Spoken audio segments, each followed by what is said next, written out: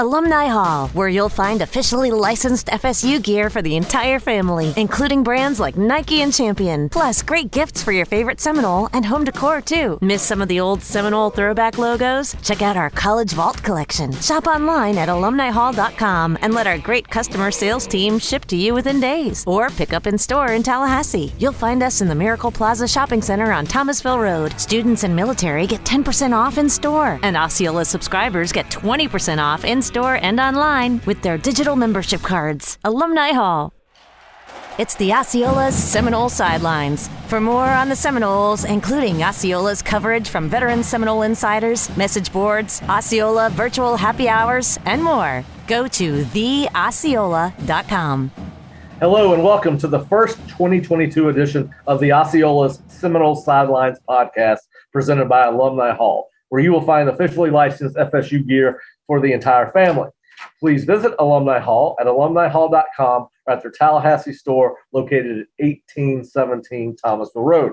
I'm your host, Pat Burnham, and joining me today are Osceola Recruiting Analyst Charles Fishbein, Osceola football analyst and former FSU offensive lineman Mark Salva, and, of course, Osceola owner and publisher Jerry Kutz.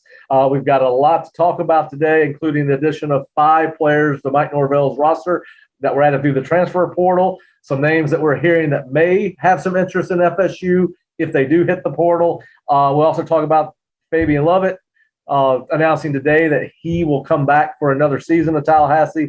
Offensive lineman Dylan Givens also made a declaration that he would return earlier in the week. And, of course, we'll talk a little bit about Marvin Jones being inducted to the College Football Hall of Fame. So we've got a lot to talk about, and thank everyone for joining us today, and we hope you enjoy what we're going to talk about. Well, guys, Happy New Year. Thanks for joining me. As I said, we got a lot to talk about. And, of course, where I want to start with one of the greatest players that's ever lined up in Garnet and Gold, and that is Marvin Jones was elected to the College Football Hall of Fame. Probably some a long overdue recognition for Marvin, who I think should have been put in a long time ago. You're allowed eligibility after the 10th year removed from your college football career, but obviously a 2-time consensus All-American, 4th-round draft pick by the New York Jets in 1993. And for my money, the greatest middle linebacker that's ever played college football. But, Jerry, I will go and let you watch Marvin play every game he played at Florida State and have remained close to Marvin, and just your thoughts on him finally being elected as the College Football Hall of Fame. I'm really pleased for him. He's been a great representative of college football and football in general. So a little surprised it took him so long, but there's never the wrong time to do the right thing. So, Mark, what are your thoughts on Marvin's election to the College Football Hall of Fame? I'm kind of like Jerry. I was surprised that he wasn't in it already. I will tell you that I remember when he first walked on campus, as a true freshman, goes in the weight room and could barely bench press 225 pounds. And I'm like, oh, boy. And then we get on the field, and from day one, that joker was a tackling machine. And, I mean, he would get in spots and get to places that I've never seen linebackers get to as fast as he did. And he was always making bone-crunching tackles as a true freshman even, and keep in mind, my roommate and best friend is Paul McGowan, right? So just an incredible player. Glad he was on our team for sure, and well-deserved honor. Hey, Mark, let me ask you a question. Go ahead, Jerry. To be more specific, you played against him, right? And Marvin, no, you wouldn't have played against him. You were coaching at that point. Correct. Okay. What was it technically that like when he was being recruited, Amato had me watch film of him. And this, I guess, was after he was signed, just so we don't get in any trouble here for recruiting violation. But I think statute of limitations. Statute of limitations over on that one, Jerry, I think. But, he had me watch the film, and he, it's kind of a test for me to see how much I knew. He said, watch the film and tell me what you see. And, I didn't know it was Marvin. And I was watching it, and, it just seemed to me what I said to him was he maintains leverage constantly. He's always on the ends, chasing the running back to the sideline. He's got inside leverage and yet still makes big plays. Once he decides to go, it's a tackle for loss. And Amato said, well, that's not a bad observation, but keep watching. And I couldn't see it. But what Amato pointed out to me was he never took the wrong step. His first step was always in the right direction. Yeah. So for me, his instincts were impeccable, and that was just natural. The other thing that he had, that I've kind of seen this in other linebackers kind of his ilk that have this ability, is, we talk about a football position, bent knees, bent hip, bent ankles, flexed ankles, all that kind of thing. He had the ability to run full speed, and you talked about leverage and maintain leverage, and you can never block him.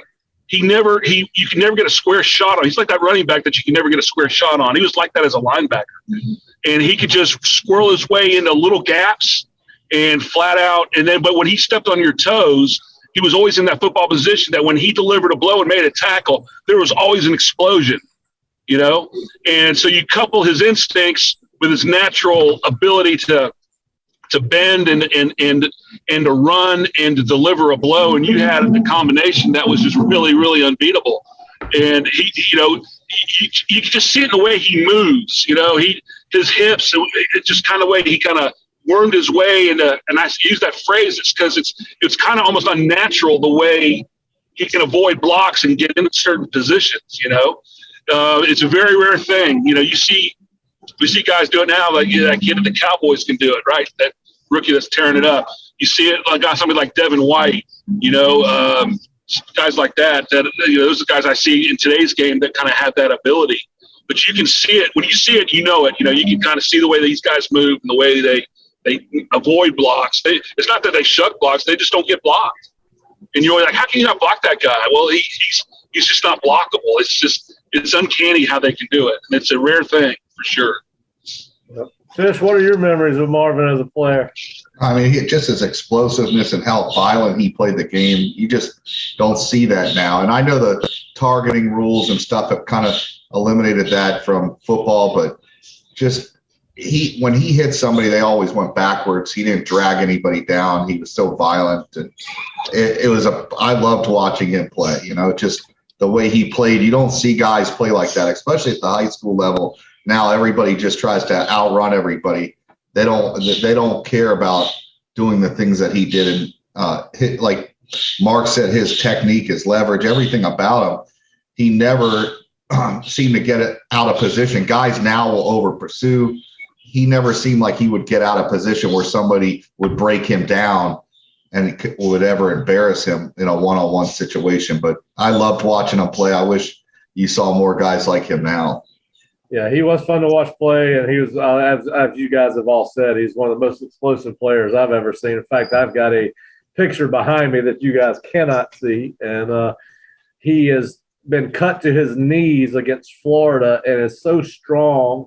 He is actually trying to come off his knees to tackle Eric Rett, and Eric Rett in the picture is fixing to land on his back, and it just is a example of how powerful Marvin was. But anyway, it's a cool picture, one I've had for a long time. But yeah, very happy. I think we all consider Shade Tree a friend, so it's even more special when you got that kind of relationship with somebody and to see them honored like that. So great for Marvin. And Marvin was supposed to join us this week, and he is coaching in a college all-star game in Orlando and will be on with us next week. And we certainly look forward to having Marvin on, and we'll have his position coach, Wally Burnham, on as well to tell us a little bit about what made Marvin special, and maybe tell us a few stories that we have not heard about Marvin. But want to move? Hey. Go ahead. No. Okay. Moving forward, obviously, guys, it's been a very busy 2 or 3 weeks in the NCAA transfer portal with over 1,600 players in the portal. But more importantly, Florida State has signed 7 players in the portal. Probably no one more. They're all important because they all fill positions of need. But where we're going to start is with the number 1 defensive end in the portal, Jared Verse. Fish, I know that you spent some time watching him.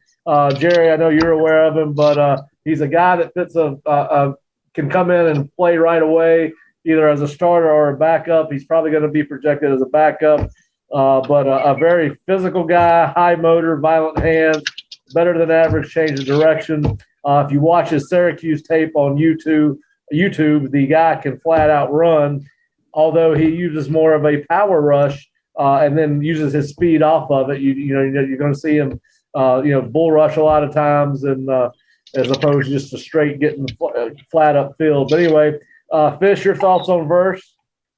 Yeah, I had a chance to watch the Syracuse game. The one thing that definitely stood out, and I've talked to you about this, is his athletic ability. He is a raw prospect. I know Seminole fans are going to think, we're getting another Jermaine Johnson or Keir Thomas. And I think he has 3 years left. I think that's something you could see more out of him in year 2 at Florida State once he develops. And there's going to be an adjustment period going from a FCS level to a group, Power 5 level, and playing at this level against top linemen. He hasn't seen that even in practice. He's going to be going against a lot better players. I know people think FSU's O-line's not the greatest, but those kids are a lot better than anything he's seen week in and week out. So I think if you're patient with this kid, you're looking at a kid that has potential to be in the NFL one day, but it's going to be a process. He's going to have to develop. This spring's huge for him to come in and learn the game. And I think once he adjusts, I think the second half of his first season at Florida State is when you're going to start to see his game go to another level. Yeah. Salva, have you had a chance to watch Jared at all? I have. I watched some of that Syracuse game of him.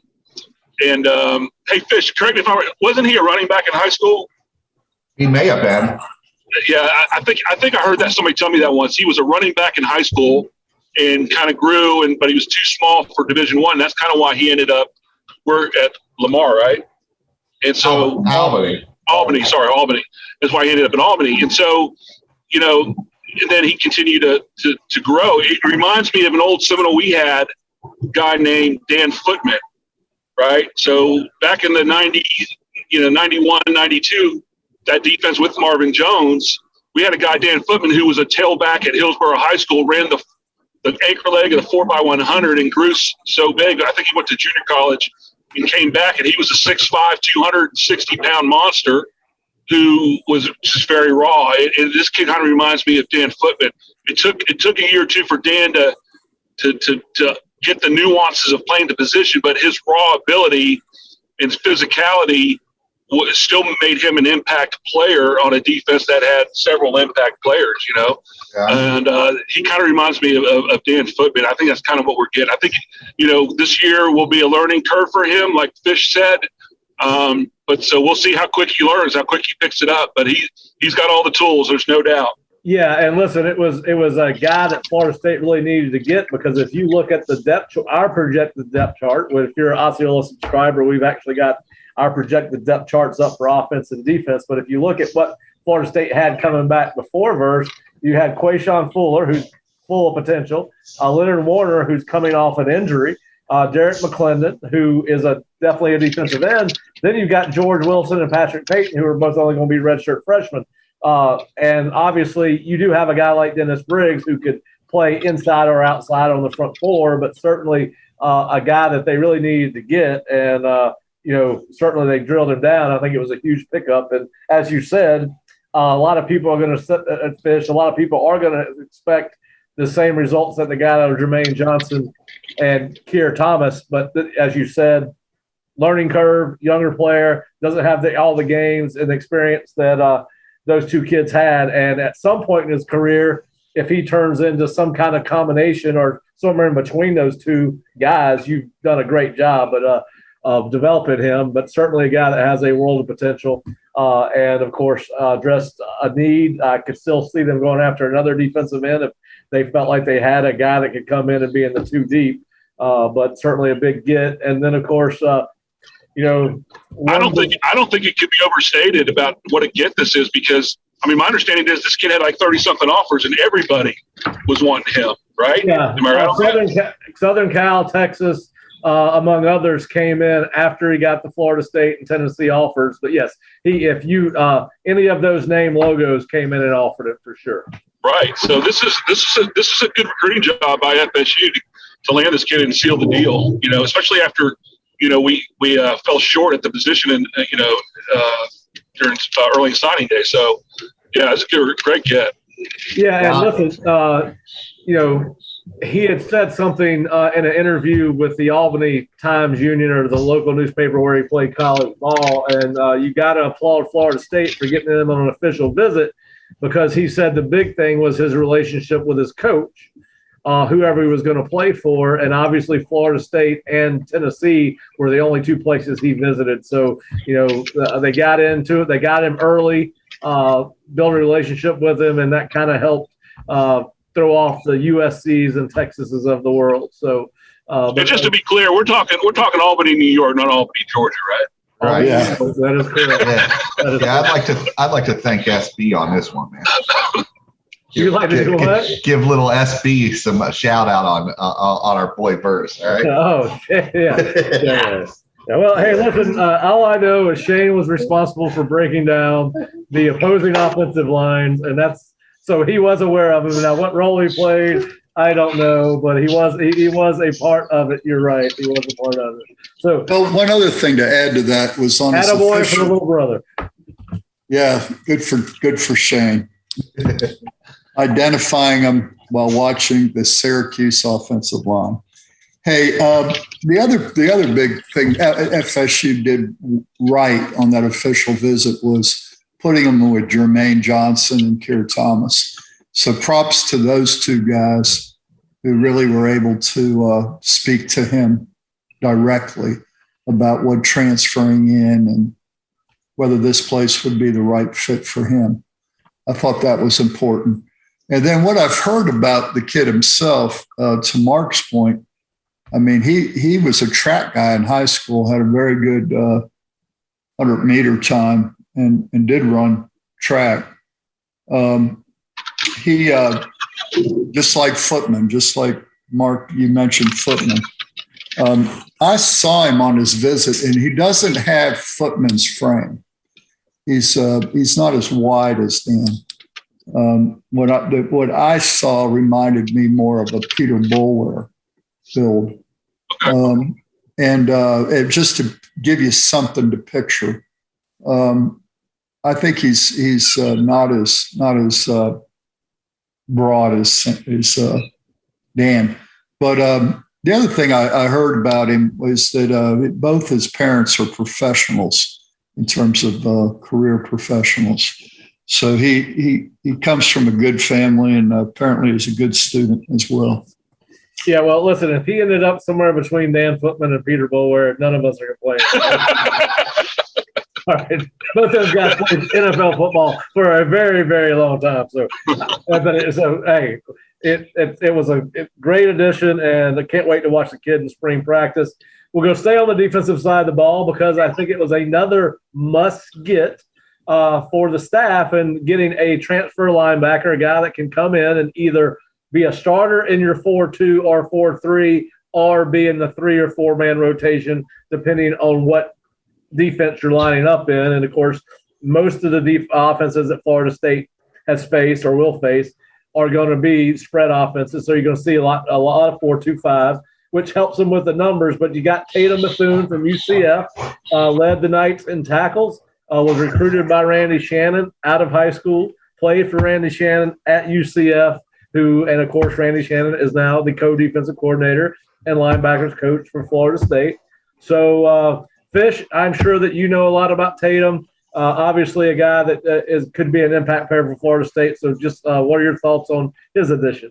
In high school, he wasn't one of those guys that flashed any great skill, but he was a great high school football player. He was very productive, made a lot of tackles. I remember going to one game and somebody's like, "Oh, who's that number?" I think he was number 18 or 16. He had a weird number for a linebacker, but he was constantly making plays. And that's the one thing that stood out. He was your typical Dade County linebacker. He was about 6'2", 175 pounds. He was a skinny kid that could run, kind of came off the edge, could get you some pressure on the quarterback. Very instinctual. But like I said, he didn't have any of those. He wasn't a 225-pound linebacker in high school. So a lot of people didn't know where he was going to play. He's a typical type of kid that's going to go to UCF or USF. And it's one of those guys Jim Levitt used to recruit in Dade County and had a lot of production out of. Yeah. Listen, just to put it in perspective as to how important that get was with the 3 opt-outs or the guys that entered the portal at linebacker. Your returning guys are DJ Lundy, Kalen DeLoach, Amari Gaynor, Steven Dix, and Darius Green McKnight. So you had 5 linebackers for either a 2-linebacker system or 3-linebacker system.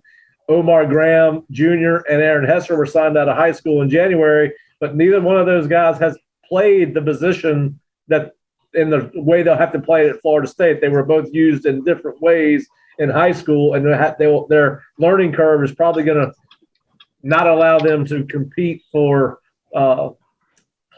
substantial playing time in the fall, you would think, because listen, as we talked about time and time again, I don't care what position you play in major college football, it's hard to play as a true freshman.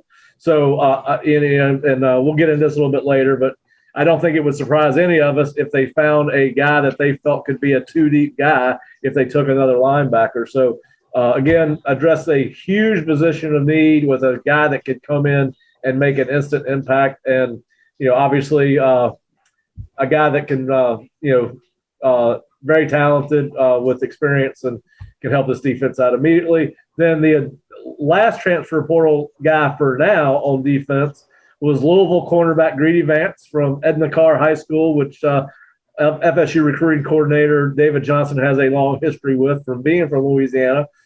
Played in started in, I believe, 10 of their 13 games this year, maybe 11 of their 13 games as a redshirt freshman. Fish, what do you think about that addition to is a very deep, from a number standpoint, if not talented, defensive back room?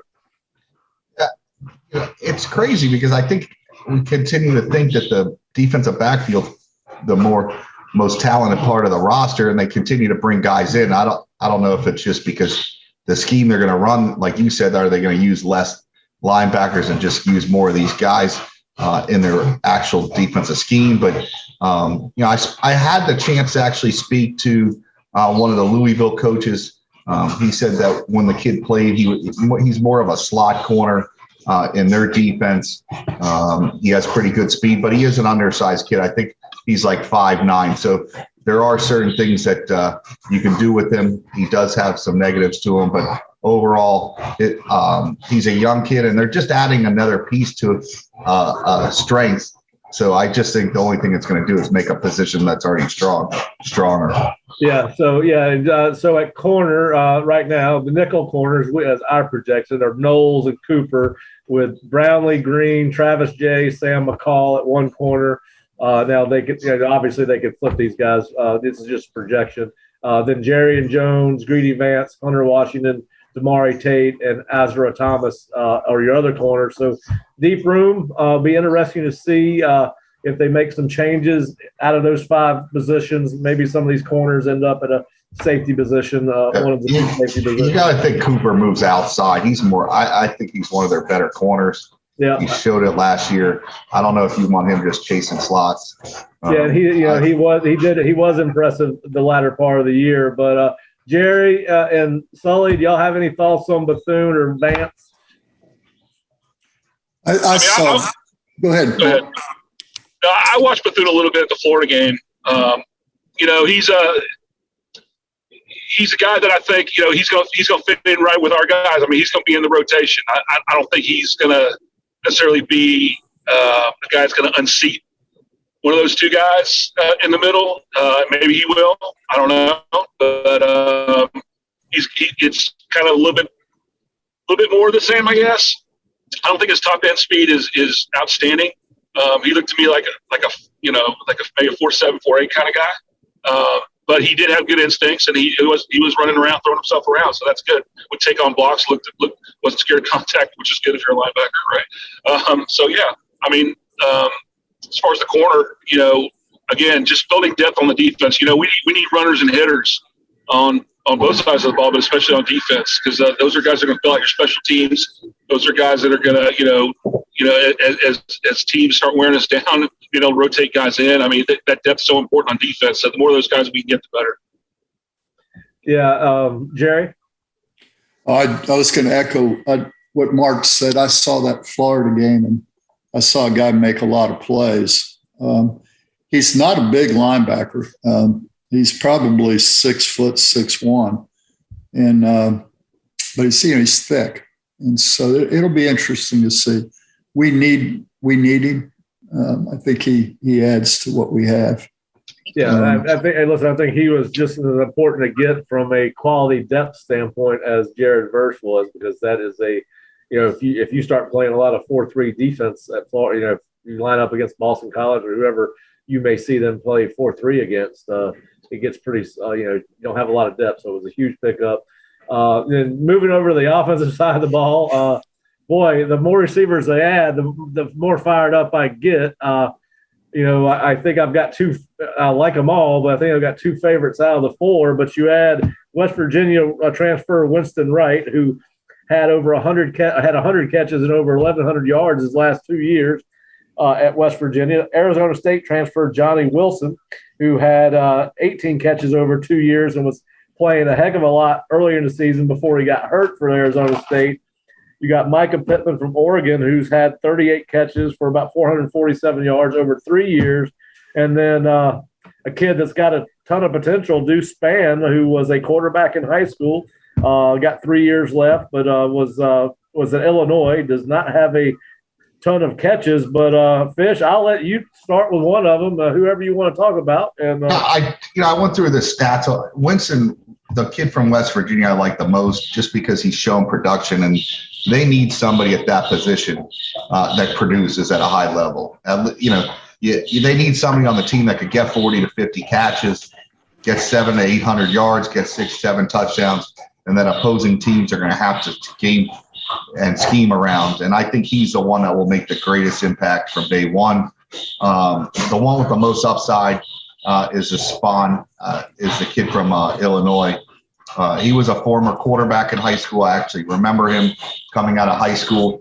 Florida State actually offered him. The prior staff offered him a scholarship because of his athletic ability. He was really athletic coming out of high school. He's more of a dual threat quarterback. Most people projected him as an athlete. I think he has the most upside, but he's another one that is just learning the game. Pittman will probably be more of a slot receiver and a guy that could help them on special teams, returning punts. And the one kid they got from Arizona, he's a big, tall kid. He looks like Kelvin Benjamin. You'd love to get that type of production out of him. Even if they get 50% of that out of him, we're in great shape. But all four bring different skill sets. They need that. Their wide receiver room is probably the weakest position on offense the last couple of years. Now they're adding 4 pieces that could probably contribute right away, and that will make the overall room better. But we've talked about this before. What also makes that room better is competition. These guys are coming in to take other guys' jobs. And it's going to be interesting to see if an Ontario Wilson or the wide receiver that I forgot his name offhand, the kid from West Florida. Helton. Helton. You got to wonder if these kids, their game get to another level and they compete. If they stay there, that they become better receivers, and overall the room gets better because of that competition. That's what's made Florida State great over the years, is competition, and that's how guys have gotten better. I'm sure Mark collaborate on that more, but it's very important that guys come in and start competing for those jobs, and they're not just handed that job because there's no one else to play the position. I think FSU's in the best position they've been at that position, the wide receiver position, in the last probably 5 or 6 years. Yeah, and I agree with you on both Wright and on Spann. I think that Wright is we've heard Mike and Kenny over the years talk about this is a system built for playmakers, And they needed a proven guy, and Winston Wright is proven. I think he's the most elusive of the two, or the two guys that will probably end up in the slot. Gets to full speed very quickly, very good lateral movement, finds green grass after he catches the ball, and, of course, is an excellent return man. I say the same thing about Spann as what you said. The least experience of the four, but might have the biggest upside and potential. He only caught 5 balls last season, but what you do see on film is in tight coverage, he does have the ability to he has great concentration, made a great catch against Virginia against double coverage in the end zone. And, of course, he is extremely fast and can stretch the field vertically. You go back to Johnny Wilson at Arizona State, 6'7", 230. Now, you mentioned the former Florida State receiver. Listen, he's not that. He's a little bit taller, but does not run as well. But listen, a guy that is can create mismatches against linebackers or safeties, corners, simply because of his height. And because of his size, can wall people off not only in man coverage, but obviously in zone coverage as well. And the one thing that you really love about him is he is a willing and aggressive blocker. You notice that if you go back and pull up the condensed games from Arizona State's first 4 games of 2021, you certainly notice that. But a guy that obviously can help Florida State do a lot of things. And then I agree with you on Pittman. He's going to be a slot guy. He's very now, the one thing you watch his film that I really like, you watch him work and catch the ball in traffic between the hashes, whether it's in front of the linebackers or in front of the safeties. The kid has no fear. He will try to make a play. He does not have the pure speed, straight line speed that Winston Wright does, but he's very elusive. And again, a kid that can plant that foot in the ground and get upfield, and he does a very good job of that. And like Winston, obviously a guy that will help out in special teams. Both of them have experience in the return game. So, listen, I think I agree with you, Fish. I think it's about as fired up as any of us have been with about the receiver room in a long time. And Jerry, obviously, when we're at practice, you enjoy watching the receiver. So how happy? Well, let me put it to you this way. Oh, I don't enjoy watching. Don't like watching the receivers, but you do it anyway. So tell me a little bit about. It's hard for fans to realize, or for me to accurately articulate how many drop balls we see every day in practice. I mean, it's just unbelievable. And so yes, this spring. You got 4 new faces to watch, and man, there ought to be some dadgum accountability if we see drop balls this spring. Guys should lose their position if they don't catch the ball at practice. And so, at any rate, that's my pet peeve. Thank you for getting me all worked up again, Pat. Well, but at any rate, I guess where I was trying to go with it is, are you fired up now about going to spring practice? Oh, I am. It'll make practice. I love practice, as you know. And, you're having a nice day watching practice, and then a guy drops the ball. You go, damn it. But, it's, back in the day, Mark, how many drop balls did we see at practice in a whole practice? You saw minimum, because if you dropped the ball, that meant you were doing up downs for John Easton after practice, or gassers or something. There were consequences. There were consequences. And I suspect there's consequences here. They don't, once period 24, we go get by the podium, and that's when they're doing their punishment drills. So I don't see the punishment drills like I used to, but you can't be dropping balls at practice. Yeah, and there was a pride in the position, and that's the other thing. The competition, and Fitch touched on it. The competition will breed pride within the group, and to put pressure on guys. It'll be interesting to see who responds, who takes on the challenge, and who elevates their game, because some will turn it down, and some will accept it and get better. And that'll be real interesting to see. I'm interested to see how Malik does, McClay, because he's a very talented guy. Can he hold, grab a spot? You mentioned Helton, Pookie. I mean, these guys, there's going to be some real good competition, and it'll elevate it for sure. I'm excited about that. Mark, what they've done there. I got a question for you. I don't know how much time you've had to look at Winston Wright, Mycah Pittman, and all four of these guys. But, when I tried to kind of sew this up, what does it mean to Florida State? Assuming that these, obviously Wright was one of the better receivers on West Virginia team, one of the more productive guys in the Big 12 over the last 2 years. Johnny Wilson was playing a lot of football for Arizona State. And then, of course, Pittman's been solid. And then Spann's got all this potential. And you add this to a Malik McClain and a Keyshawn Helton. And, then you've got a dynamic playmaker at quarterback like Jordan Travis. What can that, in my opinion, does that allow – that has the potential to allow FSU and Mike Norvell and Alex Atkins to come up with some personnel groupings that can really cause some people problems on defense? Absolutely. I mean, I can't help but think how handcuffed we must have been, number one, waiting for Jordan Travis to develop as a passer, right? He made great strides during the course of the season in that regard, and towards the end of the season was becoming, pretty good. But then it was handcuffed because of our inability to catch the football or to get open from the wide receiver position. So I can imagine the frustration of having to try to call a ball game with those factors, involved. And now all of a sudden you've got a quarterback who hopefully takes a step to the next level, and hopefully there's some competition in the quarterback room too.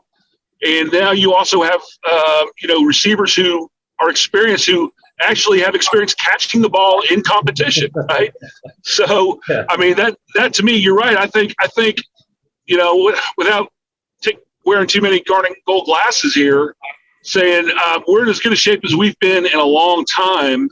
And hopefully Mike is able to realize, he came with a big reputation of being able to, like you said, this is an offense for playmakers. And I'm thinking, okay, well, I guess it doesn't make playmakers, but maybe it accentuates them, because these guys ain't making no plays.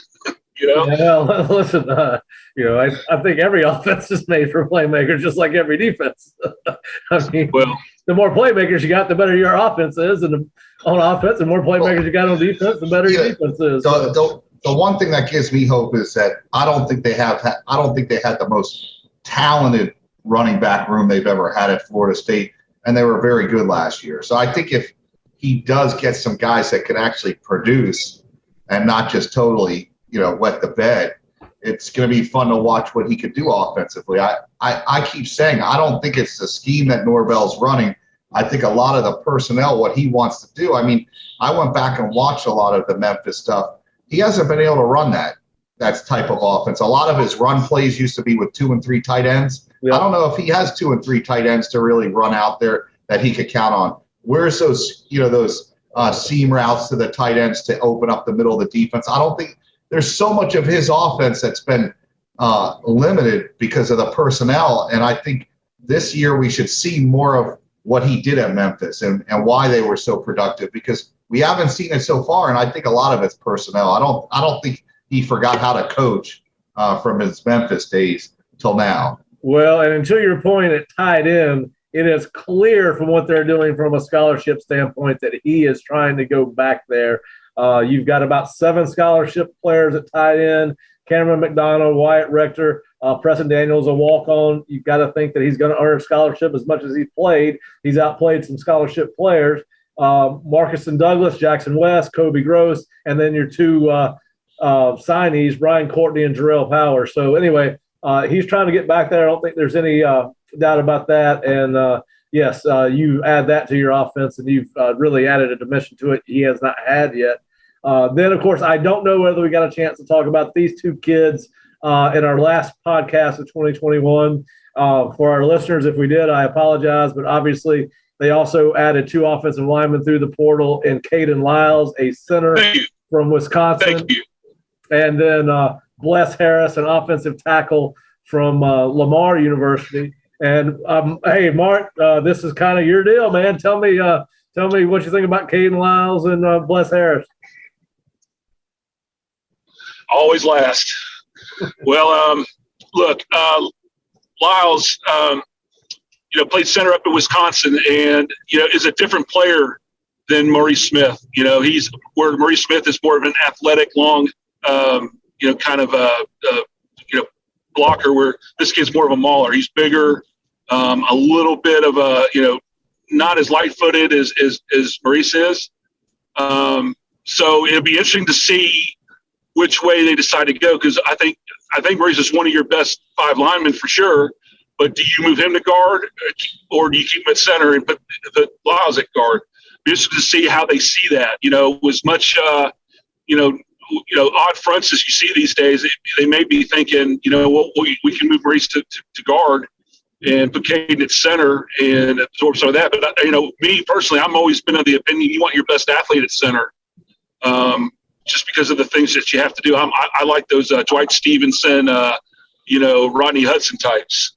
But that's me. That's personal preference. Be that as it may, building depth on the offensive line with him is great. Now, the Harris kid, I couldn't really tell a whole lot from his film. I see a raw talent, guy's going to help build depth. I don't know that he has the length to play tackle. But we'll see. When you get him on here and on the hoof, and see just exactly how athletic he is playing in this league. So, but it's what we need. We need bodies. We need depth. We need experience. We need guys that are mature. We need guys to again generate competition within the room to make everybody better and have legitimate people really fighting for jobs, and that will make everybody better. So that's kind of the way I see it. Yeah, and I agree with you. I think that you're right. I think Kayden Lyles is brought in to start. I think that you'll see either him or Smith move to guard because right now, if you looked at just based off what we're projecting, before Kayden Lyles was added, you had Robert Scott, Zane Herring, Maurice Smith, Dylan Gibbons, and Darius Washington as our projected starters, with Lloyd Willis, Bryson Estes, Thomas Schrader, Brady Scott, and Rod Orr behind him. And that again, it's projected depth chart, right? So some of these kids are going to move, and the only freshman you got coming in early is Kania Charlton. So anyway, and as we all know, it's going to be hard for a true freshman to play. So I agree with you there. Kayden Lyles was brought in to start. Bless Harris, I did spend some time watching him on tape. I think he is a guy that's going to come in and compete for a starting position, but certainly being the 2 deep. But to your point, I think there's some development there for him to do. One of the things I did notice is he's got to learn to finish plays. He's not just killing. He's not going through the whistle. I think he's a guy that will give them some depth, as you said, either at guard. Either guard or tackle. Fish, what do you think about the 2 offensive linemen? I wish we could bring all of Wisconsin's O-line over here because I love those guys. Just big physical guys that punch you in the mouth and actually play old school football. And that's why Marshall liked those guys. I think he's going to have a chance to not only come in and start, but be one of their better linemen. Same thing with Bless. He's a kid that is more of a backup, I think, right now, a developmental guy. They already got a couple of those guys on their roster with Lloyd Willis and Rod Orr. It's a numbers game. We talked about it before. We just need one of those 3 to become a star. You don't need to hit on all 3. You have all 3 that are big, athletic guys, and that's what you want. One of the 3. It's a numbers game, and that's how I believe you fix the offensive line problems. As you just continue to bring numbers in as well as talent, and you'll fix this thing and have a much better offensive line in 2022. Yeah, and obviously bringing those 2 guys hopefully will allow you to bring the Julian Armellas, Daltrey Richardsons, Quayshawn Sapp, and Jalen Early, and hopefully Antavius Woody, if he signs in February, some time to develop and not throw them in the fire quite as fast as we've seen some of these kids have to play over the course of the last 3 or 4 years. Before we start going over to the coaching changes, obviously there's been some discussion between us as the Osceola staff, other websites or sources or publications about the need possibly to bring in a 4th quarterback. Fish, I think I know where you stand on this. So let's talk about the need for a fourth quarterback. I've got my opinions on them. I think if they're going to bring him in, they're not going to bring him in until after spring, which I think could be a good thing because it gives you time with not only Jordan to continue his development. Obviously, I know, listen, I think Tate's got a chance. I don't know how many other people do. Then obviously you and I really like A.J. Duffy. We think he's got a chance to be an outstanding player. But let's assume that they think they've got three good quarterbacks coming out of spring practice. Do you bring in a fourth guy? With the fragile ecosystem that is the quarterback depth charts around the nation, do you bring in a fourth guy? And does that cause one of these, obviously thinking out loud here, not asking, does that cause one of these three guys to leave? So anyway, what are your thoughts on bringing in a fourth quarterback and when do you do it? Yeah, I think they should bring one in, and hopefully you want to get a guy that's a one and doneer kind of. Then you don't have a problem with scaring A.J. Duffy into the portal, but I don't think Mike Norvell and this staff have the luxury of worrying about what one of these other quarterbacks thinks or whatever. They got to win, and if they can improve that position and win games next year, and another guy could come in and help them get to 7 or 8 wins. And Travis or Tate or AJ can't, then they're going to have to do that. They have to win next year. They got to go to a bowl game. They got to have a winning season. They want to have something to showcase on offense. And if that's going to offend these guys that are on a roster that's losing, then maybe we have the wrong quarterbacks in that room. Once again, they need competition in that room. I believe they have to upgrade the position. I love A.J. Duffy. I don't think A.J. Duffy is ready to play next year. I don't want to see him play next year. I think he needs to sit and learn. You see it at the NFL level when guys have sat and learned the position, how much better they are for it, to go out there and get beat up. I take the one kid that, Sam Howell was a kid that Florida State recruited. He played as a freshman. He went 6-6. As great as he was as a freshman, they went 6-6 his freshman year. I don't know. By the way, as great as he was as a senior, they went 6-6. Yeah. So I don't. Yeah. I mean, that a lot of that had to do with their team around them. But I'm just saying, like Duffy, I don't think is going to get you to 8 wins next year as a freshman. That's a lot to ask a 17 or 18-year-old kid. I'd love for them. I definitely would love for them to bring in another guy. Listen, if Travis keeps beating these guys out, he deserves a position. But if they could bring somebody in that's better than him, that can win more ball games, I'm all for it. Sully, what do you think about the fourth quarterback? Oh, I don't think there's any doubt he should bring in a fourth quarterback. You can't, with the history of Travis, the way he plays, injury-wise, you can't go into any game with less than 3 quarterbacks. And so if you project and say, well, he's going to be hurt for a game or at least, be, dinged up, you can't afford to go on the road or go into a game with just 2 quarterbacks. That's a no-no. You're asking for trouble. So, it's a must. They have to bring in another one. Now, let me ask you this. If they bring in a fourth quarterback, do you hold off to after spring or do you help develop these guys as quickly as you can, or do you go ahead and if you can get one in school late, bring him in as soon as you can and get him indoctrinated into what you're trying to do? Yeah, well, the key to that is you got to get the right guy. You just don't want to get any quarterback, obviously. Somebody's real discerning about who he tries to bring into the program, right? So I guess if the right guy's out there, bring him in now. If he's not, then you got to, weed through a few guys and then wait, But bring in the right guy, but you definitely got to bring one in. Jerry, your thoughts on the quarterback room? 100% agree with Mark. I think you've got to bring one in. I mean, we know Travis is injury prone. If he were to get hurt, you're down to 2 quarterbacks, and one's a true freshman, and the other one is yet unproven. No, I think you got to have a fourth. Now, it's too late to bring one in. Drop Ed, I think, was this week. So trying to bring one in for the spring, I think that ship has sailed unless something happens this week. Well, listen, and there's probably going to be some good quarterbacks enter the portal after they get through the spring ball around the country because there's going to be some guys that are going to get beat out that are good players. They're just not the best player on their team. So there's probably going to be some guys that you might want on the roster for sure. And, we're not going to get into it today because we got a lot of other things to cover, but we've heard some names. And, those guys are probably going to go through spring where they're at and see where they sit coming out of their spring. And,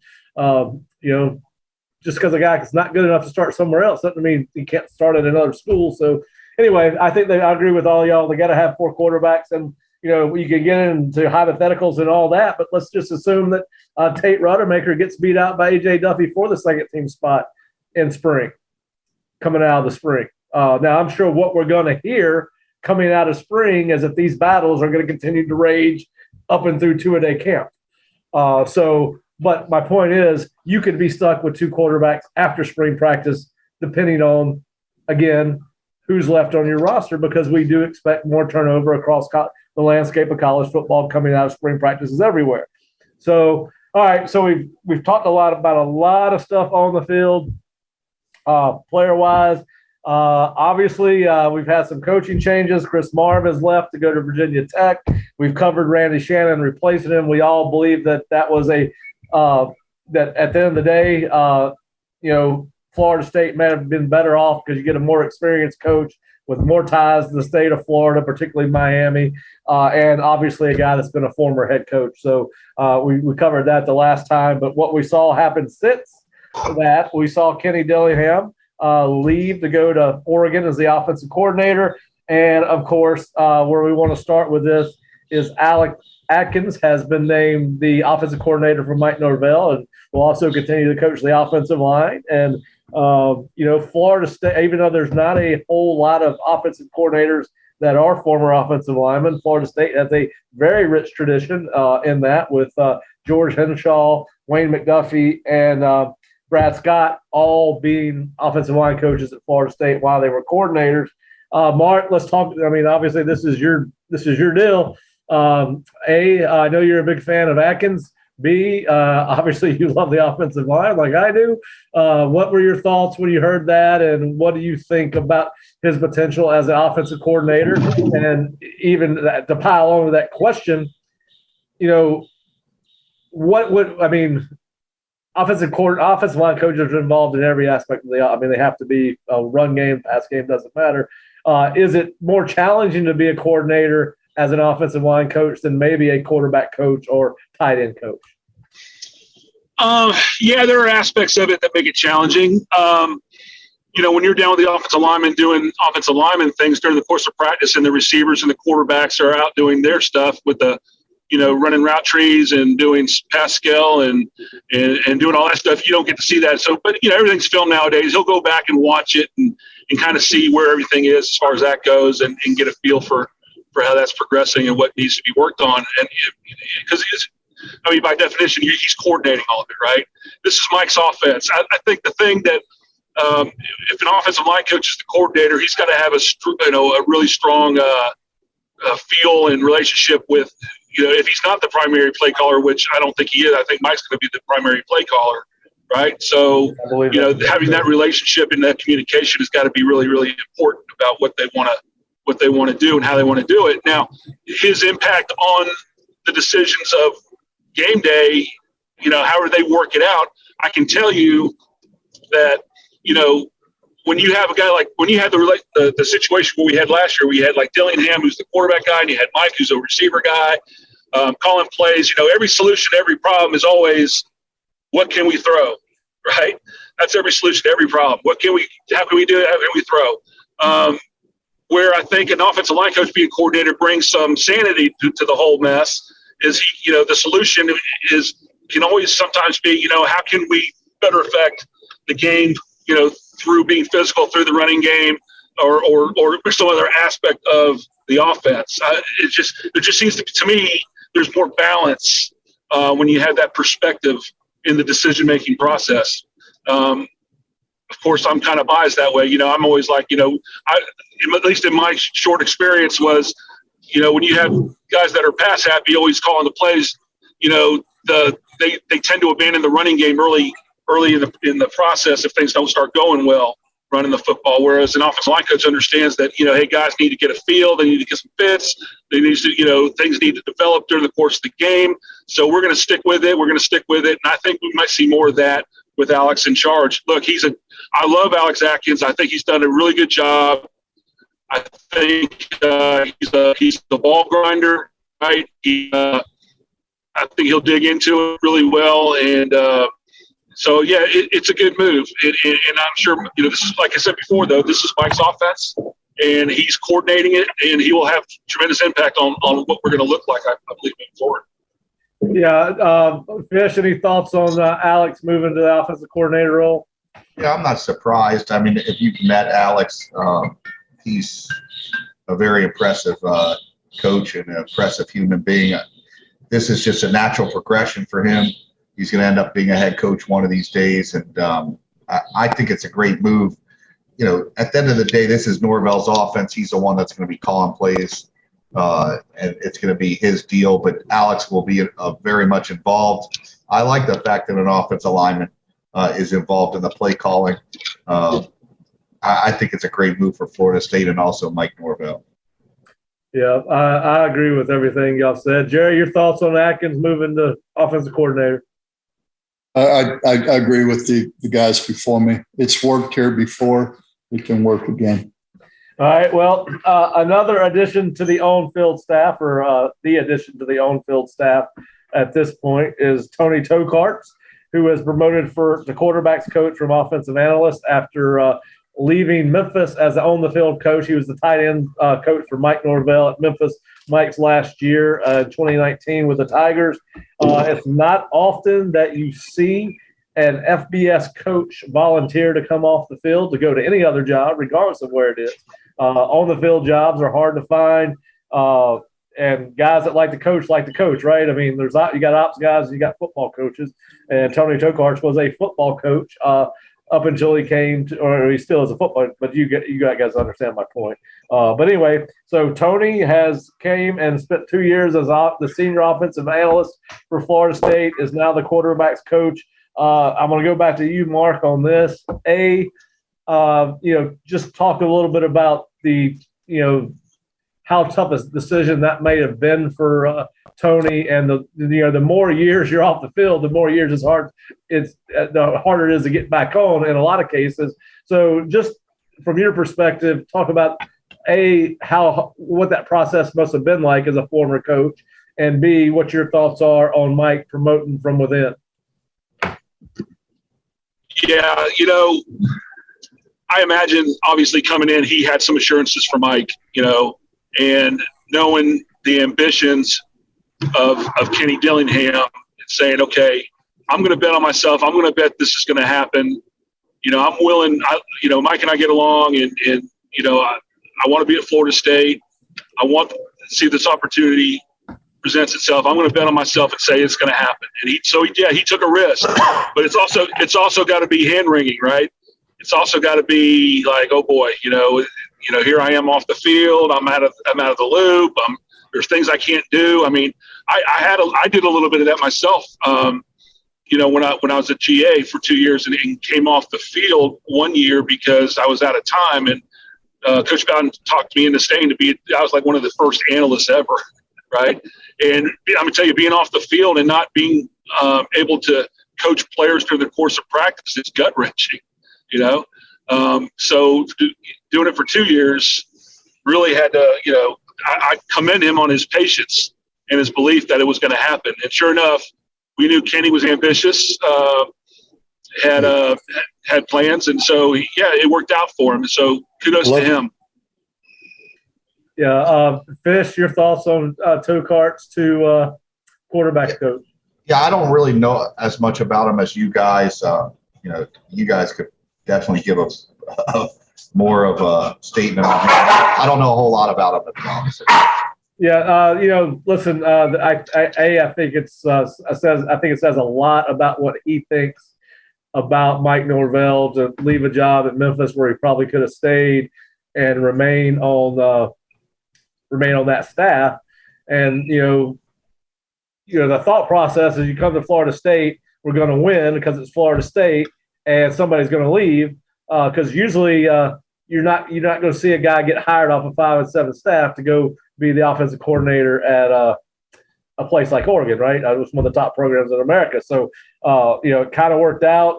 Now, the one thing that I do like about it, and that Mark's still with us, I want to ask him this question. Tony was a very good player himself at the quarterback position in college. He was an all-conference player, and I cannot remember whether it was a Division II or Division III school.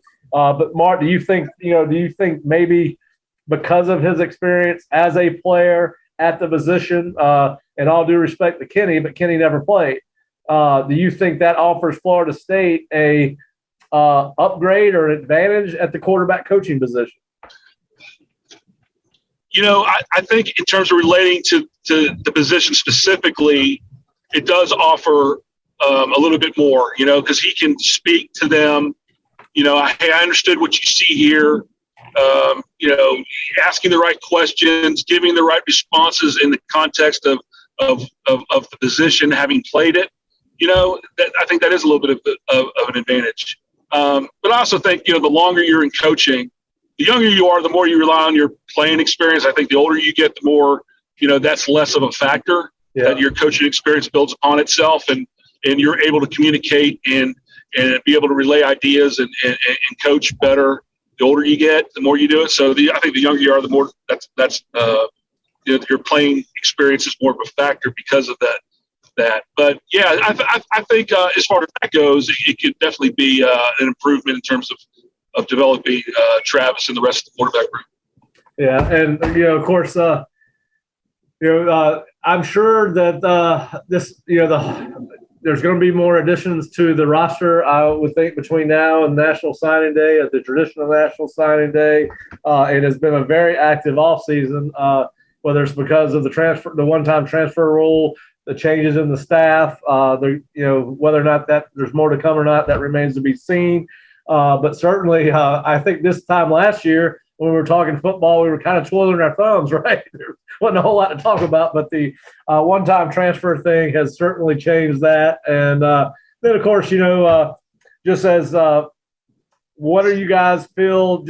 And I don't want to get into a lot of detail on it, but we've seen. What are your thoughts on the portal and the impact that NIL is having on not only transfers but rosters everywhere, and kind of how it's changed the landscape of college football? Fish, you're involved in this on a daily basis. What's your thoughts on the portal and NIL at this point? I mean, getting back from the coaching convention, it was the talk of most of the coaches was both the NIL and the transfer portal.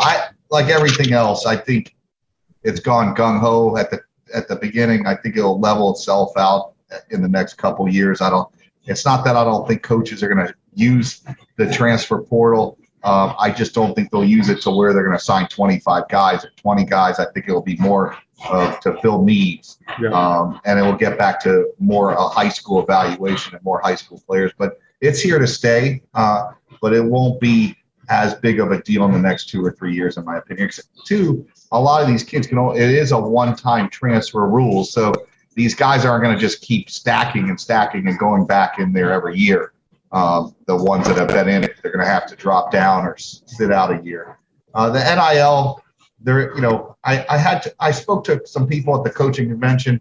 There's definitely going to have to be some changes made to the whole thing. They basically put this thing out there and let a free-for-all for everybody. But you've heard it even from the coaches, from Saban and Kirby, that this thing is going to have to be altered and changed. And you're going to have to my thing was, and I said it when it first came out, how are you going to, you talk about culture and kids being happy in a locker room. If you have problems in NFL locker rooms when guys make a lot more than others, what are you going to do in a college locker room when one kid's making $2-3 million a year and another kid's making $500 or $600 a month, and that guy that's making that much money, that $500 or $100 or $1,000, is the better player? Well, all we have to do is keep eyes on Jackson State. Yeah, but Jackson State doesn't have $85 million to give to these guys. I think that Hunter kid and the receiver are probably going to benefit pretty greatly. No, they're definitely going to benefit. But what's going to happen when one of those kids that gets all that money doesn't pan out. People that have money didn't make money because they just handed it to people to just waste. And at some point, I think there'll be an auto correction. I could be totally wrong on this. I think there'll be a correction in the system, and it'll work itself out. And college football, everybody's like, oh, this is the end of college football. It's not the end of college football. Kids have been getting paid forever. You just go watch the Marcus Dupree story where the so-called uncle said he got offered $200,000 for Marcus Dupree. This hasn't just started in the last 2 or 3 years. This has been going on for a very long time. I've always said that people will bend the rules or work the gray area, and I think to the extent that they're comfortable doing it, but you can rest assured that it's happening at almost every campus in college football. And now it's out in the open. You know what you're dealing with. You know what? If a kid's getting this amount of money, another school has to realize, all right, well, that's what we're going to have to pay or put together a package on an NIL deal to land these kids. At least you know what you're dealing with, where before it wasn't that open. You heard about it, but it wasn't to the level that we're at now. Mark, your thoughts from your perspective? Yeah. Let's start off with the transfer portal. I know last couple of years, a lot of kids have gone in the portal, and I also know that a lot have not landed or secured scholarships. I think that'll correct itself. I think kids will be a little more discerning moving forward once they see some of these horror stories of kids coming out of situations where, if they would have just been a little bit patient, they could have really had some success. And so, I think the transfer portal will work itself out. It's here to stay. I'm with Fish. I think the smart schools are going to fill needs. Maybe they're falling short on, for whatever reason, whether it's kids leaving early to go to the NFL or, the signing day didn't quite pan out the way. It's kind of like what we're doing now. Or for staff trying to turn over a roster. So, but I don't, I don't like it. But just because it wasn't the way I did it doesn't mean it's necessarily the wrong thing. But I do think that it kind of lends itself to immaturity of young players who, have certain expectations going into a program. And when those expectations aren't met, whether it's because a coach lied or it's because the player is not performing up to his, the standards that were expected of him, that's going to, sometimes that the best thing to do is to stay put, work it out. But, that's not going to happen in a lot of these cases. So that's the transfer portal. Now, this NIL thing, wow, look, the notion that college football is an amateur sport is ridiculous. It has been for a while, but this really has brought it into the light. When schools that have resources like a Texas A&M or a Texas or an Alabama, Georgia, wherever, they have a distinct advantage. And, the rich are going to get richer, and there's going to be a real big separation when it comes to being able to attract players and sign the premier elite athletes because of the money. And that's just the fact of the matter. So, what's the answer? I don't know. There's got to be an answer somewhere, and it's got to be something. And look, there's going to be some unintended consequences to show itself. I don't know what it's going to be because, look, there's tax implications for all this money. Fish touched on it. There's expectations that come with receiving this money. There's all kinds of things that are going to happen here. What's going to happen if a kid like I hate to use it, but Travis Hunter, what for some reason he doesn't meet expectations? What's going to happen now? Does that money get taken away? Does he have to do a performance review at the end of every year? What's the deal here? What are the conditions for which this stuff happens? Yeah. So there's a lot of stuff still to come with this NIL thing that has got to get sorted out, and it's up to the college presidents, the NCAA, and the supporters of all these programs to come to their senses and look, utilize this, take advantage of it in a way that's healthy for kids, for the players, for the institutions, and for the fair balance in competition throughout the NCAA. Because otherwise, you're going to have 10 programs that are just going to be better than everybody else, and everybody else is going to be fighting to catch up. And you know what? That's the way it is. Because just because the commitment and the ability to generate those kind of dollars is not equitable throughout the whole landscape of college football. Yeah, it's going to be interesting to see what becomes of the NCAA with all this, the new landscape of college football. So I mean, it's infinite. It's infinite in terms of college football. It just is, and it has been for a little while now. The big schools with all the money and all this and the TV, they drive the bus, and they have for a while now. ESPN sets the narrative for college football. I mean, that's the truth. Well, and you know what, Mark? What's everybody talking about on social media right now? Usually, this is a dead time for people talking about college football. It keeps the buzz of college. It's extended the buzz. I mean, we're sitting here talking about kids in the portal and continue to add kids in the portal and people weaponizing the NIL. It keeps it. It's made it. It's a new world, man. Yep. It's a new world, and the ones that navigate it, and that's why I'm kind of grateful for Mike being here, because I think he's a smart guy, and I think he'll figure it out. Some other coaches, I'm not so sure, right? Yeah. So if we're gonna compete in this market, we're gonna have to figure out something quick, because you and I both know that we have a ways to go before we're up there competing for players with Texas A&M, Alabama, LSU, Georgia. I mean, that's already come to fruition, right? Yeah. And listen, if some of the stories you hear are true from the December signing period, some of that, you're right. To your point, you're exactly right. So yes, because there's obviously stories out there about somebody, some of these kids. I'm not necessarily talking about Florida State recruits, but certainly that there are kids that have gone to where the best NIL deal came from. So yes, I think that you listen to some of those stories, whether they're true or not. You got to think that there's some validity to some of them anyway.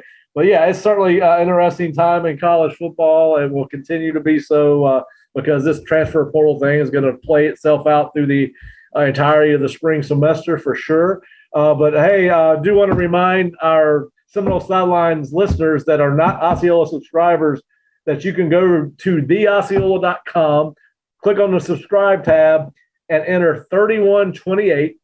Just 3128 to score the Miami FSU game, and you get an annual rate of $31.28 for 1 year. It's a 1 year offer, but certainly our podcasts are free. But we talk about all of these things behind our paywall and articles on a daily basis. We're very active on our message board these days. One of the things we're talking about on our message boards is the projected depth chart and where Florida State needs to go with the portal and through high school recruiting as they continue to fill out the roster for 2022. I want to thank Alumni Hall for being our sponsor. And, of course, if you want to get a 20% discount on your next purchase, either online or in the store at Alumni Hall, go to the Osceola.com. Click on the Alumni Hall ad and receive your 20% discount code to apply to online purchases. So I appreciate everybody listening. I appreciate our Osceola subscribers. Appreciate Mark, Fish, and Jerry joining me today. And we'll be back next week, hopefully with Marvin Jones, who was supposed to be with us this week, but we both had some scheduling conflicts, but we think we'll get there. And hope everyone has a great week and weekend, and we'll talk to you next week. Go Noles! That's right. This has been another edition of the Osceola's Seminole Sidelines. To subscribe to the Osceola, go to theosceola.com. Go Noles!